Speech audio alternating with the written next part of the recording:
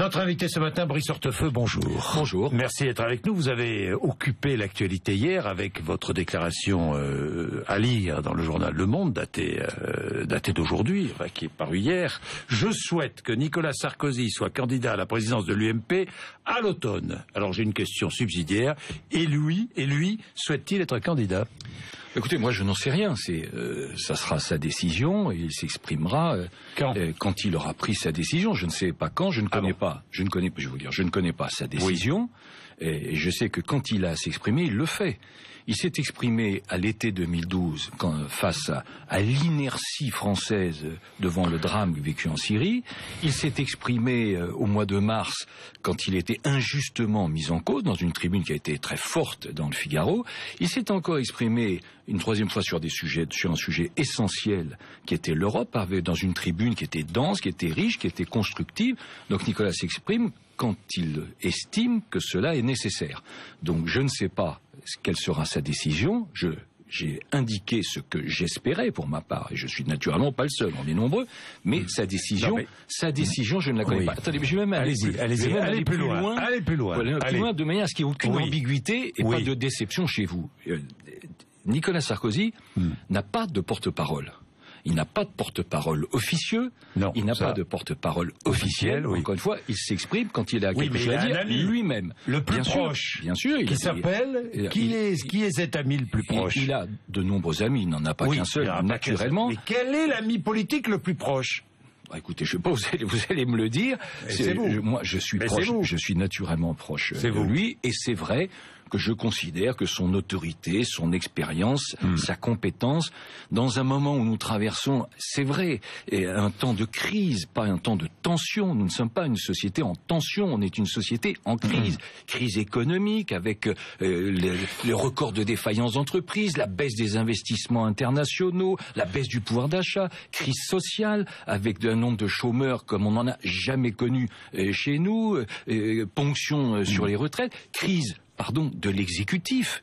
L'exécutif lui-même est une démonstration d'un pouvoir qui est en crise, puisqu'on a des va-et-vient, des sujets dans lesquels on se contredit, la réforme territoriale, la réforme pénale, et puis crise de la majorité.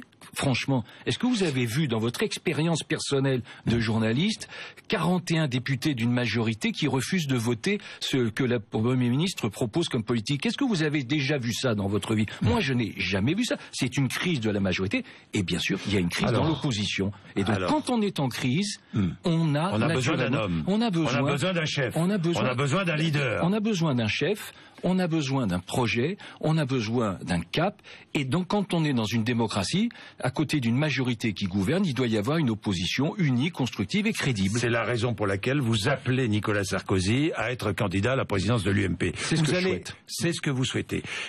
Est-ce que vous pouvez me dire franchement que vous n'avez pas prévenu Nicolas Sarkozy? Écoutez, je vous le dis, je ne l'ai pas prévenu de Franchement, je ne l'avais pas prévenu. Je vous le dis très directement, je ne l'ai pas prévenu de cette interview qui était proposée par Le Monde. Simplement, qu'est-ce que je dis dans cette interview? Je dis ce que je pense, je le dis publiquement et je lui ai dit à titre personnel. Voilà. Donc, c'est-à-dire que vous en aviez parlé tous les deux. Mais il y a il connaît votre avis. Il connaît mon sentiment, à savoir que ce qui était une possibilité, c'est-à-dire son engagement personnel dans la République, devient à mes yeux et aux yeux de nombreux militants, de nombreux parlementaires, et je pense d'ailleurs d'une majorité de Français, devient une nécessité. Une nécessité. La possibilité se transforme en nécessité. Quand doit-il déclarer cette possibilité d'être président de l'UMP? Selon vous, quand il aura pris sa dire, vous avez un avis sur la question? Oui, non, j'ai un avis, mais qui n'est pas personnel, qui est imposé par les règles de notre famille politique. Alors qui est fin août? Eh bien donc, ça doit être autour de l'été. Il y a des règles. Honnêtement, je n'ai pas fait à la fin de l'été, après l'été? Autour de l'été. C'est le 12 octobre, le congrès. Voilà, donc par définition, les candidats, je ne parle pas de Nicolas Sarkozy, mais les candidats devront clarifier leur engagement ou pas.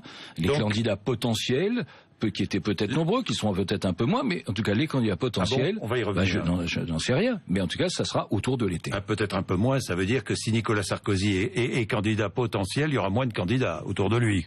Écoutez, c'est vous qui le dites, mais je peux pas vous... C'est vous qui l'avez dit, c'est vous le dites, mais je vous contredis pas. Non, pour être précis, vous le dites, mais je vous contredis pas. C'est-à-dire que vous le dites. S'il est président de l'UMP, est-ce pour être candidat en 2017?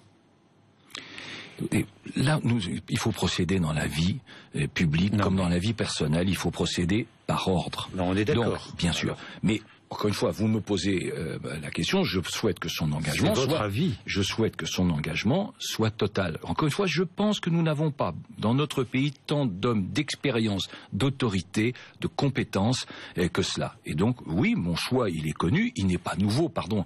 Je suis désolé, mais c'est pas une révélation pour vous. Non. Oui, je souhaite naturellement qu'il s'engage pleinement dans la vie publique. Donc ça veut dire candidat à la présidentielle en 2017. On ne l'imagine pas président de l'UMP sans être candidat à la présidentielle en 2017. Vous en convenez? Oui, mais je vais même un petit peu plus loin. Est-ce que vous en convenez? Je vais même un peu plus loin. Je pense très sincèrement que l'engagement de Nicolas Sarkozy sert l'intérêt général s'il le décide. Je pense que c'est l'intérêt général. L'intérêt de la famille, de l'opposition. Vous savez, l'UMP a vocation... à l'UMP. Oui, mais donc de l'intérêt de l'opposition, je pense que c'est l'intérêt de notre pays, et je ne sais pas si c'est son intérêt personnel. Je ne le sais pas. Je suis convaincu que c'est l'intérêt général. Vous savez, quand on s'engage dans la politique, bien sûr qu'on a une image qui est une image qui n'est pas une bonne image aujourd'hui. Les responsables politiques, ça n'a jamais d'ailleurs été tellement le cas, mais en tout cas, on a aujourd'hui particulièrement. Mais il faut quand même rappeler que si l'on s'engage, c'est parce qu'on a la préoccupation de l'intérêt collectif, la préoccupation de l'intérêt général, et que c'est ce qui doit quasi systématiquement nous guider. Et donc je pense que l'intérêt général, oui, serait qu'il s'engage à nouveau dans la vie publique. Oui, qu'il s'engage et qu'il soit candidat en 2017. S'engager. Il est ancien président de la République, il ne va pas s'engager comme député. Il va pas. C'est pour être candidat en 2017. Brice Hortefeux, que les choses soient claires. Pourquoi ne pas le dire? Moi, je dis les choses simplement. Procédons par étapes. Aujourd'hui, notre pays est en crise.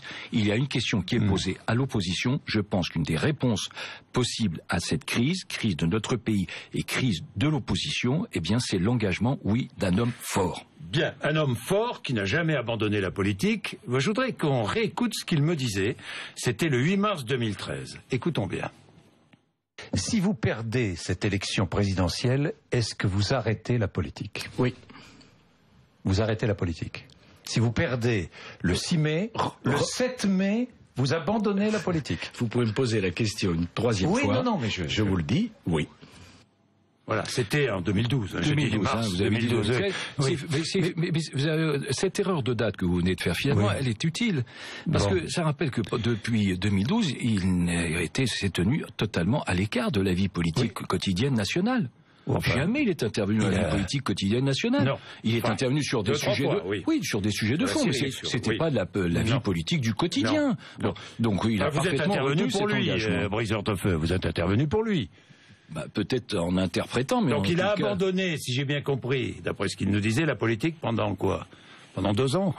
En tout cas, jusqu'à ce jour, il n'est pas intervenu dans la vie politique quotidienne nationale, à aucun moment. Et là, c'est un retour? Mais écoutez, encore une fois, je vais reprendre une expression de Sarkozy, dont vous pouvez le dire dans toutes les langues, et le résultat sera le même. Vous voyez, c'est ça, finalement, l'unité sarkozyste, et qu'on peut reprendre ces expressions, vous pouvez poser la question dans toutes les langues, je vous dis, c'est une décision qui lui appartient, mais j'ai exprimé un choix personnel, un choix qui, je pense, est aussi collectif. Je pense que l'intérêt général, oui, commande à ce qu'il s'engage à nouveau. Et encore une fois, ce qui était possible devient nécessaire. Nécessaire. Donc, imaginons, président de l'UMP, nouveau parti. Tiens, au passage, est-ce que il faut donner un nouveau nom à l'UMP? Le sigle est peut-être très abîmé, pas que le sigle d'ailleurs. Le parti est très abîmé aujourd'hui, non? Oui, la question vous savez, la question de l'organisation, la question du nom, la question de la ligne. Elle sera tranchée à l'occasion de l'élection du président. Elle sera tranchée à l'occasion de l'élection du président de l'UMP. Il appartiendra au président élu, au président qui est légitimé, au président qui aura eu la confiance de déterminer l'ensemble. Et il aura d'ailleurs, j'imagine, il aura l'occasion de l'exprimer pendant le temps de la campagne, qui doit être un temps fort. Vous savez, on est aujourd'hui la première formation territoriale de France. On est aujourd'hui la première formation militante de France. Cela nous impose naturellement des devoirs. Et dans les devoirs, ce qui est une chance, c'est que nous donnons la parole à l'ensemble de ceux qui ont pris la peine de s'engager en nous rejoignant. Il ne faut pas les décevoir. C'est pas une formule, c'est pas une posture, c'est une réalité. On doit le respect aux militants. Les militants, donc, s'exprimeront, les militants choisiront, et puis il appartiendra, naturellement, d'appliquer ensuite ce qui aura été proposé pendant le temps de cette campagne. C'est-à-dire, effectivement, l'organisation, le projet, et le projet pour 2017, le programme. Le projet pour les scrutins et la ligne. Oui, pour 2017, oui. Que viendrait-il faire à la tête de l'UMP? Que viendrait faire l'homme d'État Sarkozy? Bernard Accoyer, commentaire. La primaire est dans nos statuts. Si la droite et le centre ne sont pas unis, si nous ne sélectionnons pas notre candidat par une primaire, tout peut arriver. Ceux qui ont eu un rôle dans la campagne 2012 doivent se tenir à l'écart de l'UMP. Ça, c'est Xavier Bertrand qui le dit. Je lui souhaite une bonne partie de plaisir, Hervé Morin. Enfin, vous avez vu les réactions depuis hier? Oui, oui, vous m'en citez quelques-unes. Il y en a eu d'autres. Il y en a eu d'autres. Oui, il y en a eu beaucoup. Il y en a eu beaucoup. Je pourrais vous montrer si j'avais mon portable sur moi, je vous montrerais tous les SMS que j'ai reçus de parlementaires et ainsi de suite. Honnêtement, la liste est qui disent quoi? Qui disent il a raison, on l'encourage, qu'il y aille. Qui disent ça serait bien qu'il y aille, bien sûr. Mais donc la réalité, vous me posez en réalité, il y a plusieurs questions. Vous me posez une question sur les primaires. Bon, d'abord les primaires, c'est pas plus tard. Les primaires. Bon, les primaires. Je le dis, je faisais partie de la commission qui était chargée de réviser, de moderniser nos statuts. Oui. La question des primaires est venue. Je ne m'y suis pas opposé. Et je considère que la primaire, ça peut être utile notamment quand il y a une grande incertitude, qu'il n'y a pas de candidat qui se dégage naturellement. Est-ce qu'elle est utile lorsqu'il y a une évidence? La question peut se poser. Mais en tout cas, ce n'est pas un sujet aujourd'hui. Oui, ce n'est pas un sujet. Mais donc, vous voyez, c'est simple. Il n'y a aucun sujet, quoi. Bah, si j'ai bien compris. Non, il y a le sujet, il y a le sujet majeur de l'élection à la présidence de l'UMP. Oui. Mais sur les primaires, vous me posez une question précise, je vous réponds très précisément. Mais si je ne m'étais pas opposé. Est-ce que le président de l'UMP devra passer par une primaire? C'est la question qui est posée. Par d'autres. Ben c'est aujourd'hui dans nos statuts. Il y a cette possibilité. Donc Nicolas Sarkozy, s'il est président de l'UMP, devra passer par une primaire. Non, mais, écoutez, je vous dis, moi je procède par ordre. Nous sommes aujourd'hui concentrés sur l'élection à la... Non mais attendez, je ne fuis pas du tout votre question. Si je vous la fuis, non, pas du tout. Parce que je vous réponds. Vous me dites Nicolas Sarkozy, président de l'UMP, c'est une nécessité.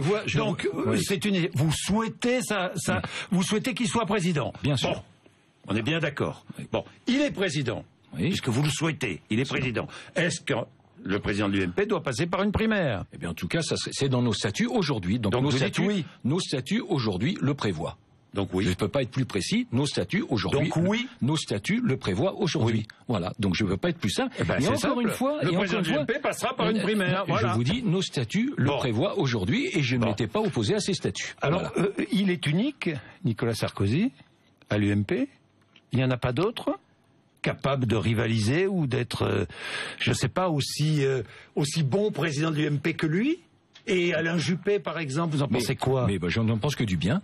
Et je pense que ce qui a été envisagé, et ce que j'ai proposé d'ailleurs hier, mais je ne suis pas le seul, avec d'autres, c'est-à-dire qu'il y ait une direction qui soit en fait une forme de direction collégiale, avec d'un côté le respect des statuts, parce qu'on ne peut pas s'appuyer sur les statuts quand ça arrange et puis les oublier quand c'est moins commode. Vous savez, encore une fois, notre famille est une grande famille militante. 93% des militants se sont prononcés en juin 2013 pour des statuts. Dans ces statuts, il est prévu une procédure. Jean-François Copé a décidé de démissionner. Il l'a d'ailleurs fait avec... il assume cette décision qui est une décision difficile. Vous faites toujours confiance d'ailleurs au passage? Par définition, moi je n'ai pas de raison de ne pas lui faire confiance. Voilà.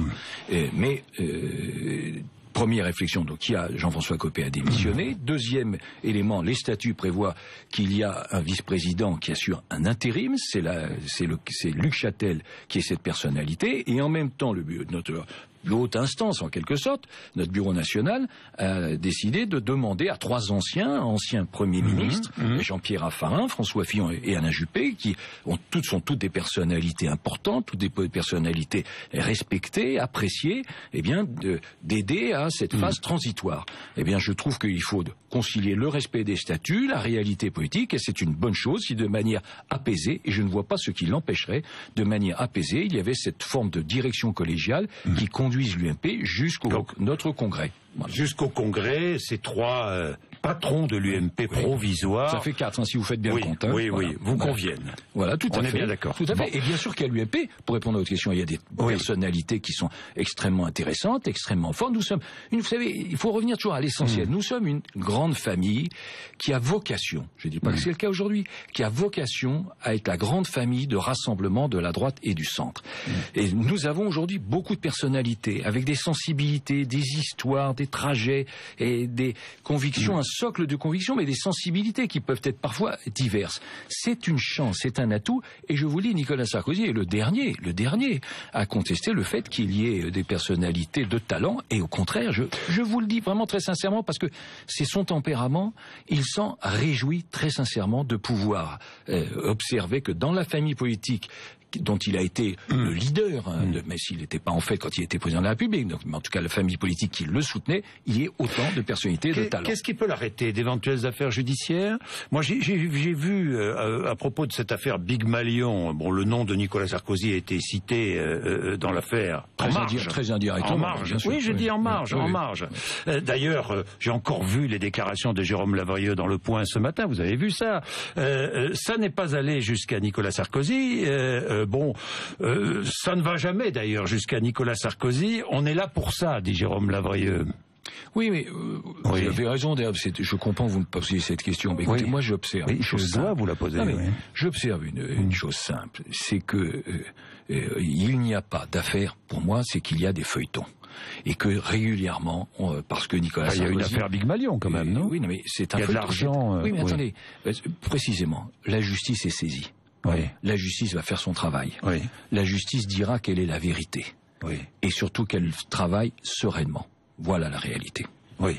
Donc vous ne craignez absolument pas qu'il soit rattrapé, c'est ce que je lis ici ou là, par d'éventuelles affaires judiciaires. Écoutez, est-ce la seule épée de Damoclès qui est au-dessus de sa tête ou pas? Sur cette affaire, moi je me réfère, pas sur cette affaire, encore une fois, je ne veux pas me contredire, donc sur ce feuilleton.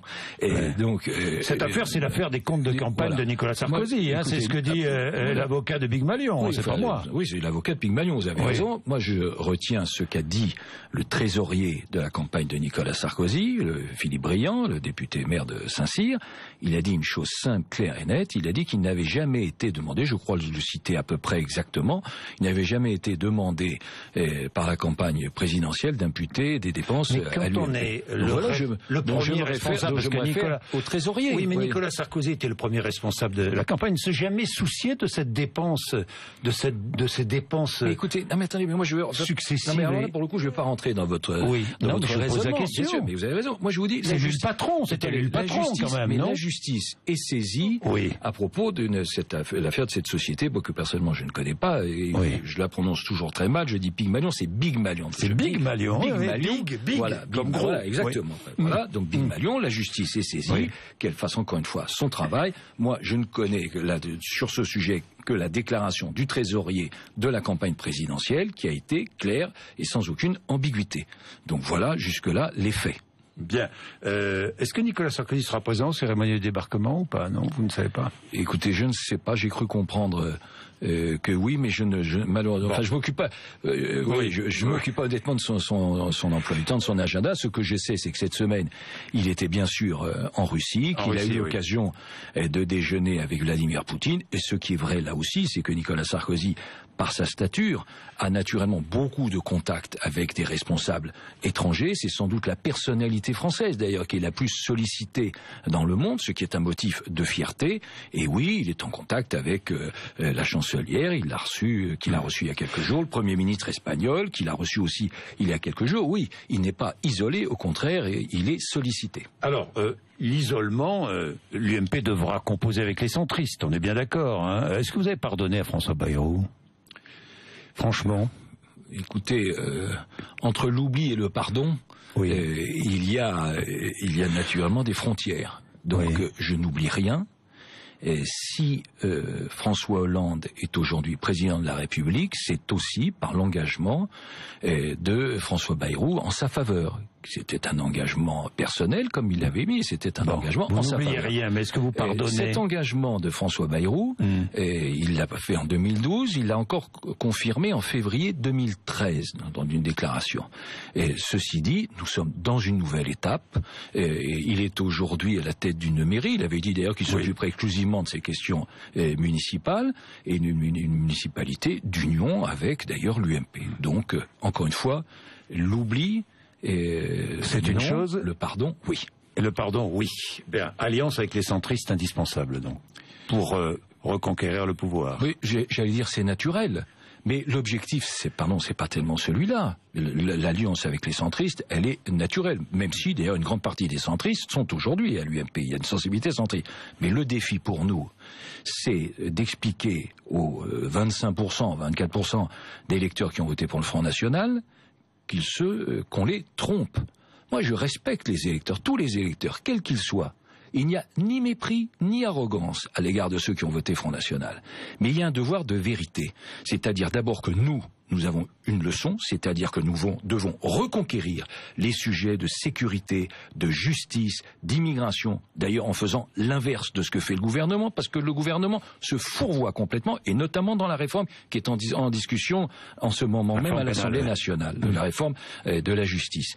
Et en même temps, nous devons dire la vérité, c'est-à-dire que le Front National ment quand il dit qu'il faut embaucher des fonctionnaires qu'on n'a pas les moyens, que le Front National ment quand il dit qu'il faut sortir de l'euro, ce qui contribuerait à l'appauvrissement général des Français, que le Front National ment quand il dit qu'il peut augmenter de 200 € les salaires jusqu'à 1500, là que ça coûterait 20 milliards d'euros, ce qui est totalement impensable, impossible, dangereux. Donc voilà aussi le rôle qui doit être le nôtre, c'est de s'adresser aux électeurs qui ont été trompés. Ces électeurs, nous ne les méprisons pas, nous les respectons comme on doit à tous les électeurs, mais nous devons expliquer inlassablement qu'ils se sont trompés, et nous devons être capables de proposer une alternative qui soit une alternative crédible et forte. Merci Brice Hortefeux d'être venu nous voir ce matin à 8h58.